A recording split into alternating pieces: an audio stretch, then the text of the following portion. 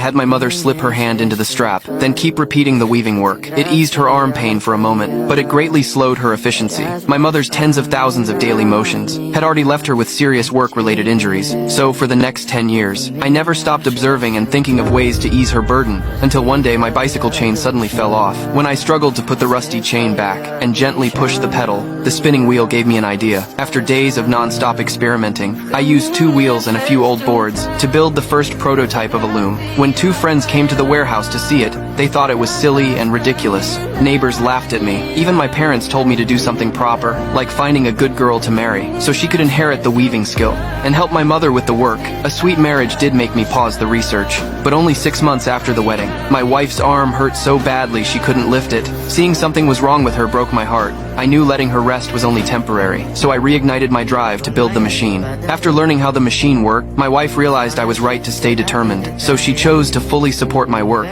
but I told her I had no money to continue. For the sake of my dream, she gave me her lifelong savings of 1,000 rupees without hesitation. From that moment I devoted myself fully to the research. This time I kept quiet and told no one.